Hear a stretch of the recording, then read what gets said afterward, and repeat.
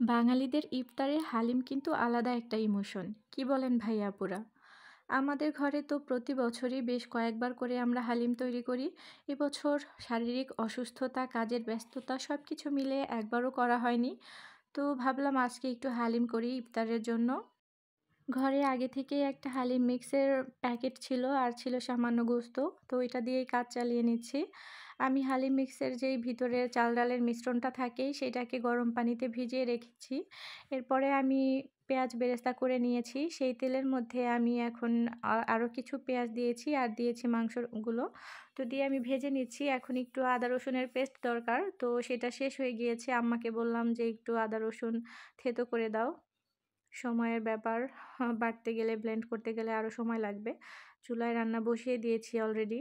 তো যাই হোক, এখন এটা দিয়েই কাজ চালিয়ে নেওয়া যাবে। তো একটু তেল কম মনে হলো, আরও একটু তেল দিয়ে দিলাম।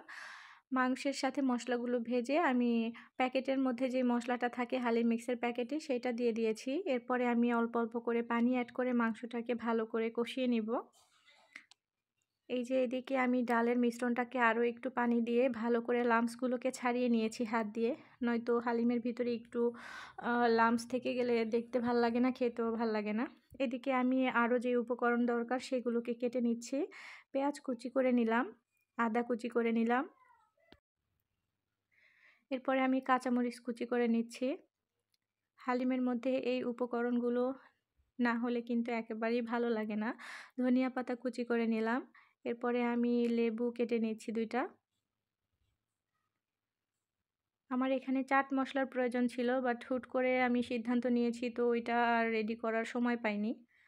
যাই হোক, যেকোনো কাজ করার সাথে সাথে জিনিসগুলোকে ক্লিন করে নিলে আর বোঝা মনে হয় না পরবর্তীতে।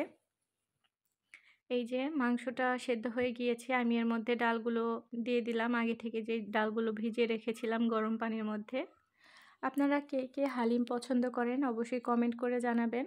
আমাদের ঘরে হালিমটা অনেক চলে, আমরা সবাই হালিম খেতে খুবই পছন্দ করি। তো এখন আমি কিছু কাঁচামরিচ দিয়ে দিলাম, ধনিয়া পাতা দিলাম। এরপরে আমি কিছু কাঁচা পেঁয়াজও দিয়ে দিলাম।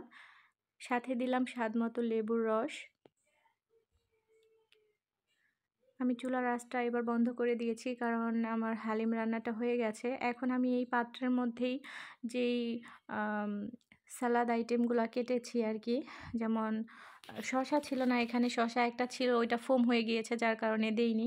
আমি বেরেস্তা সহ যা যা কেটে রেখেছিলাম সবগুলো একটার মধ্যে দিয়ে দিচ্ছি, কারণ আলাদা আলাদা বাটিতে সার্ভ করার মতো সময় আমার কাছে ছিল না। একদমই ইফতারের টাইম হয়ে গিয়েছিল, যার কারণে আমি বোলের মধ্যেই সব কিছু দিয়ে সবাইকে বাটিতে বাটিতে দিয়ে দিয়েছি। তো কেমন হলো অবশ্যই কমেন্ট করে জানাবেন। আল্লাহ হাফিজ।